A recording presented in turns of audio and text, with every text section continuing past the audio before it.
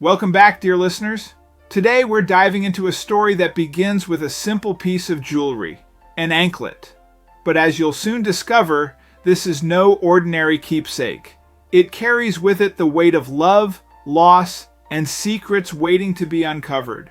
What starts as a desperate attempt to make ends meet quickly spirals into an unexpected journey filled with mystery, family ties, and revelations that will leave you questioning how well we truly know those who came before us. So settle in, because this tale might just remind you that sometimes the smallest objects hold the biggest stories. Let's begin. It's been a year now since S's mother passed away. Sandy couldn't hold back her tears when she found out that her mother had left this anklet to her. Daughter was the most beautiful thing she could ever get from her and vowed never to get rid of it. But times are not so good for Sandy due to financial distress. Now she has to sell the anklet or they won't be able to eat this month. When Sandy goes to a jeweler with the ankle bracelet, he tells her this: as soon as the appraiser laid his eyes on San's anklet, his demeanor changed. He started asking a lot of questions about it, and he was curious to know where she got it from. He suddenly grabbed it and went into a back room, leaving Sandy surprised and alone in the store. It was past opening hours, so the store was closed, and she had nowhere to go. She overheard the appraiser talking on the phone, and when she heard what he thought the bracelet was made of, she gasped. The FR, she wanted to go into the room to take back her bracelet, but the door was locked. She knew she needed to call the police immediately, but why did Sandy call the police? What was the anklet made of, and why was the appraiser acting so strangely? But before we start, smash the like button and make sure to subscribe if you haven't, and hit that notification bell so that you won't miss any new stories. Just before SY's due date, her mother passed away. It truly broke her heart because her mother had been so excited about meeting her granddaughter, and now she left before ever getting the chance to do so. Sandy spent weeks in bed, not eating or sleeping. Sandy was able to enjoy her final week of being pregnant with her husband Greg by her side. He had been very supportive of her this whole journey, and even a little bit more after the passing of her mother. Finally, it was time for her daughter to be born. Luckily, everything went smoothly, and Sandy was in and out of the hospital within a day. On their way home, she looked into the back view mirror and saw their little nugget asleep in her car seat. Sandy frowned at her husband as she wasn't expecting any visitors or packages. He walked over to the door where a security screen hung and saw a man in a suit standing outside. "Can I help you?" he asked through the intercom. "I have something for Miss Hunterberg. It's from her mother." Sandy, who could hear the conversation from the couch, jumped up. She walked toward her husband as fast as she could, who looked at her with worry in return. Andy stared at the little black box and the letter that lay next to it. "Should I read it?" she asked Greg. "Of course," Greg said, clearly surprised by her question. "Why shouldn't you read it?" Shrugged her shoulders, then she grabbed the letter and began to read. "My dear daughter, I'm so sorry I'm not here to get to know your daughter. I can feel my battle with this awful disease is almost over, and I'm trying my best to hold on long enough, but if I fail, then this letter will reach you through my driver." Sandy put the letter down on the table and opened the box. Inside was a beautiful golden Likey anklet. Sandy gasped as she took it out of the box, and she couldn't hold in her emotions any longer. As soon as her daughter woke up, she put the little anklet on, and since then she wore it every day.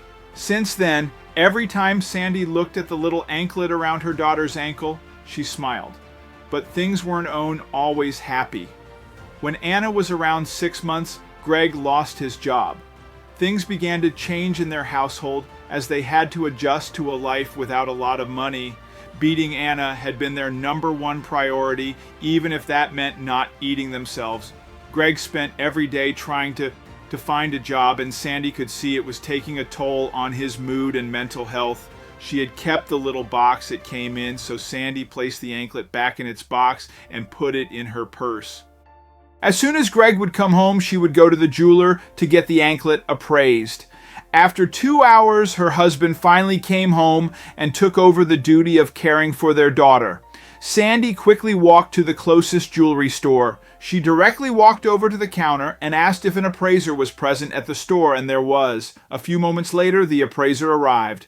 The appraiser looked at the anklet with great interest. Sandy stood in silence, waiting patiently for him to say something, but the only sounds the man was making were, aha. After about 10 minutes of intensely looking at the anklet, the appraiser suddenly looked up. I have good news and bad news. Usually in situations like these, Andy always chose to hear the good news first. Well, but now that her life depended on it, she decided to hear the bad news first. That way, it could only get better. Bad news first, she said, her heart pounding in her chest. Well, it's the man began, but he got interrupted by a phone call. Well, Sandy asked as soon as he was done calling. The man thought about something for a second, then looked up at Sandy and simply said, I'll be right back. Before Sandy could say something or take back the anklet, the man disappeared into the back, taking the anklet with him. Andy stood alone in the store, confused by what had just happened. Many questions raised through SI's head, but one thing was sure: she couldn't leave without the anklet. She listened carefully, hoping to drop on his conversation in the back, but he closed the door behind him after a few. Then she heard the man talking in the room all the way to the end of the hallway. She quietly walked over to the door and pressed her ear against it. When she could finally understand what he was talking about, she knew it was bad news. Can I help you? A man asked her very loudly. Soon after, the door opened and the appraiser appeared. What are you doing back here? He asked Sandy irritatedly. Sandy felt her face getting red. I have to go. She eventually lied, so I wanted to ask for my anklet back. The appraiser and the man exchanged looks. I'm sorry, but that won't be possible, the appraiser said. San's eyes widened in shock. What?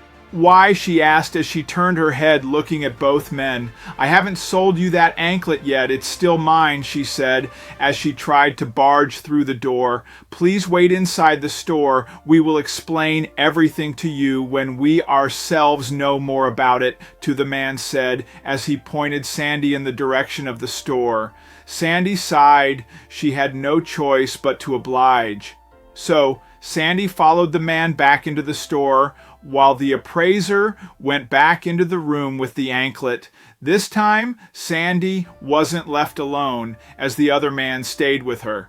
My name is James. I'm the owner of the store, the man said with a slight smile. Isn't the anklet made out of solid gold? Sandy asked, not paying attention to what James just said.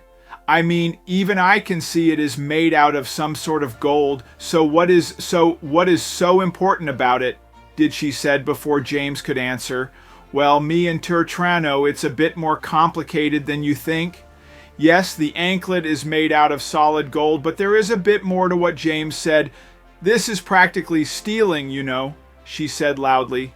It's bright. I came to this jewelry store at the corner of the street close to my home on 8th Street to get my anklet appraised and hopefully sell it, but you guys are now almost holding me hostage in this plaque. James was clearly confused by her sudden outburst and how she said it, but he had no clue she only did it, so the operator on the phone knew where to send the police to. It was possible for the operator to think it was just a butt dial and ignore her call, but she oped by exaggerating the situation into a hostage situation. They wouldn't be able to ignore it. You called the police, James exclaimed, and just as he said that, police sirens could be heard. Yes, and judging by the sound, they are finally here, Sandy replied. I can't believe it, James said as he quickly ran through the door into the hallway. Dan, you have to hurry, he yelled at the appraiser.